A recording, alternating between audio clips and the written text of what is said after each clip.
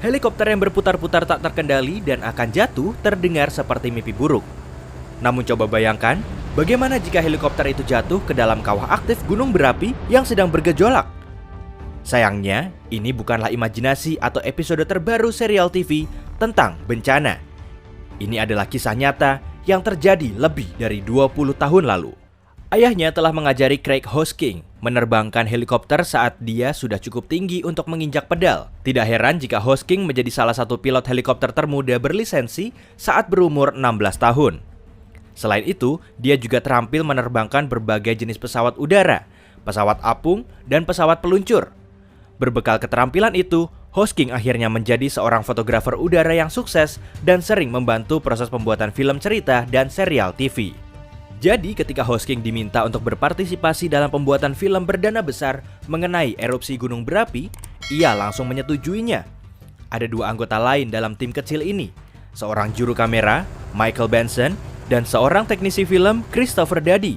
Keduanya adalah pekerja lepas. Mereka menggunakan helikopter Bell 206B3. Dilengkapi dengan dua kamera, helikopter ini dimaksudkan untuk mengambil film gunung berapi Kilauea di Kepulauan Hawaii. Tim tersebut secara khusus tertarik pada lubang Pu'o. Iya, memang begitu pengucapannya, Pu'o. Meskipun tidak tampak aliran lava aktif di dalam lubang tersebut, sebuah kolam oranye membara di kedalaman 120 kaki atau 36 meter, tepat di bawah kawah itu, lengkap dengan kepulan asap pekat. Ini sudah cukup membuat para pembuat film itu bergembira.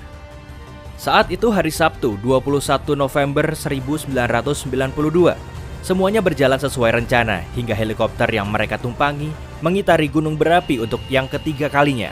Hanya beberapa detik setelah tim berada tepat di atas kawah, sesuatu yang buruk terjadi dengan sangat cepat. Awalnya, Hosking menyadari bahwa tenaga rotor utama mulai berkurang. Segera setelahnya, tanda peringatan pada rotor pun menyala.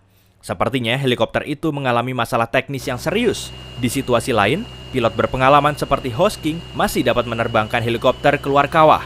Namun sialnya pada kejadian ini, dinding di sekitar helikopter sangat curam, sehingga manuver seperti itu dapat berakibat fatal. Kecelakaan itu terjadi secepat kilat. Saat berupaya menyelamatkan helikopter yang mereka tumpangi, Hosking tidak sengaja masuk ke dalam gumpalan uap dan asap gunung berapi. Hosking mencoba keluar dari kepungan asap dengan memutar helikopter secara otomatis menuju dasar kawah. Ia tahu jika helikopter kehilangan seluruh tenaga mesinnya, mereka masih bisa mendarat dengan selamat karena udara akan bergerak melalui rotor. Ini juga mungkin saja dapat menyelamatkan helikopter mereka, andai rotor utama tidak menabrak dinding batu dan terpisah dari badan pesawat. Kemudian semuanya menjadi kacau balau ketika helikopter jatuh tak terkendali ke dalam gunung berapi, sekitar 150 kaki atau 45 meter dari tepi kawah. Namun hari itu pasti hari keberuntungan ketiga pembuat film tersebut. Bukan hanya helikopter mereka hampir tercebur ke dalam kolam lava yang menggelegak, mereka bertiga juga selamat tanpa luka yang serius. Hanya sedikit memar dan beberapa luka robek kecil. Namun situasinya tetap sangat berbahaya. Ketiga pria itu tidak dapat keluar dari gunung berapi yang mengeluarkan emisi gas beracun seperti sulfur dioksida dan hidrogen sulfat. Sifatnya yang mudah terbakar dan meledak, gas-gas tersebut benar-benar berbahaya bagi manusia. Satu-satunya yang membuat mereka selamat yaitu mereka jatuh di bagian kawah di mana terdapat aliran udara segar yang melewati celah di tepi kawah. Setelah tersedak gas beracun gunung berapi selama beberapa jam, para pembuat film itu memutuskan untuk menyelamatkan diri dan memanjat dinding kawah. Namun, bagian dalam dinding kawah tersebut rapuh, sehingga sedikit saja gerakan dapat mengakibatkan batu berjatuhan. Hosking kembali ke helikopter, dan dengan luar biasanya membuat radio berfungsi kembali dengan menyambungkannya pada baterai cadangan. Setelah pihak berwenang setempat mendapatkan informasi, pilot helikopter pemadam kebakaran yang pemberani terbang menuju kawah, cukup rendah sehingga Hosking dapat memanjat ke dalam pesawat. Namun dua anggota tim lainnya berada di dalam situasi yang lebih berbahaya. Masalahnya, mereka memutuskan untuk terus memanjat dan ketika helikopter tiba, mereka terjebak di kedalaman 80 kaki atau 24 meter dari tepi kawah. Karena terhalang oleh asap tebal, mereka pun terpaksa harus ditinggal. Dadi dan Benson menghabiskan malam yang menyakitkan, mendengar gelagak lava tidak jauh dari tempatnya, serta menghirup gas beracun, mencoba berdamai dengan nasib. Namun pada Minggu sore, Dadi yang sudah tidak sanggup bertahan lebih lama dalam keputusasaannya memutuskan untuk terus memanjat. Benson yang menemukan celah berukuran 2 kali 4 kaki atau 0,6 kali 1,2 meter berjarak sekitar 50 kaki atau 15 meter dari temannya mengatakan bahwa itu terlalu berbahaya. Benson memilih untuk tetap menunggu.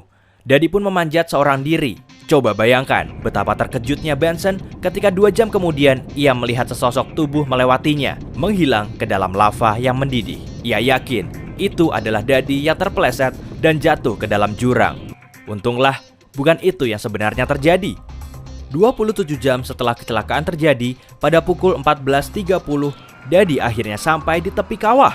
Ia segera dilarikan ke rumah sakit dan diperbolehkan pulang 1 hari setelahnya. Sedangkan benda yang Benson pikir adalah jasad rekannya, ternyata adalah kebutuhan untuk bertahan hidup yang dilemparkan tim penyelamat yang berharap benda itu jatuh di dekat sang juru kamera.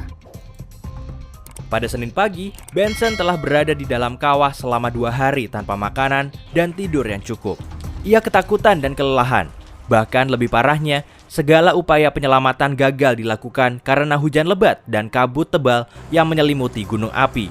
Akhirnya pada pukul 9, Senin pagi, saat cuaca sedikit membaik, pilot helikopter Tom Hotman melihat keberadaan Benson sebelum kabut tebal menutup kembali.